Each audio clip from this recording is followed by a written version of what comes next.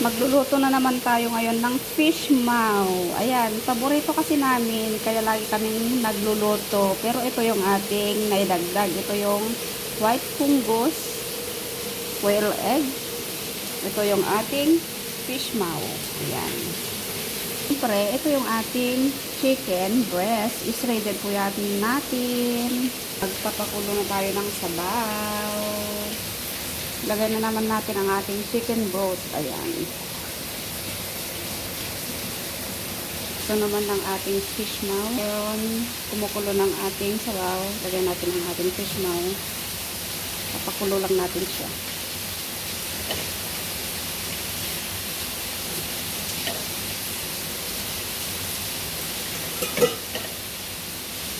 Lagyan din natin ng white fungus. Ayan.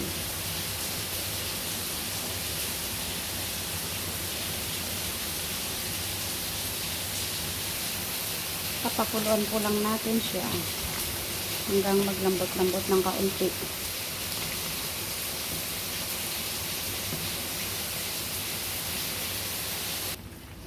Oh, ito na nga.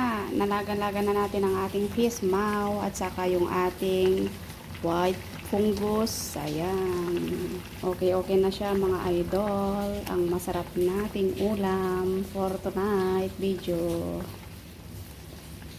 Lagay na natin ang ating shredded chicken. Ayan na siya. Ito na po. Ayan.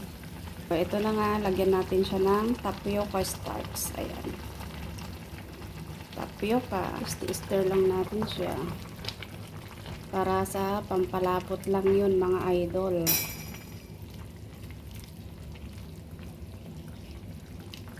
Pangpalapot po ng ating niluluto. Ayan.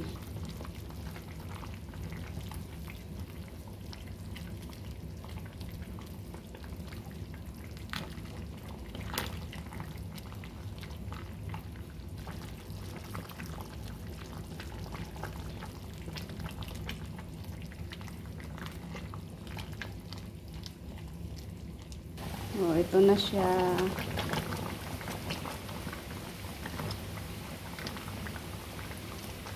Ang pinagkaiba lang po ito ngayon, clear soup po siya. Fish maw clear soup mga idol. Tawa po akong spoon ng white vinegar. Ilagay po natin. Ilagay naman natin ngayon ang ating itlog na white egg. Ayan.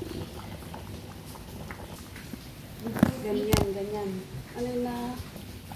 Ilagay naman natin ngayon ang ating quail egg. Ayan. Yun ang pinakalas. Ayan. Ito na nga siya. Luto na.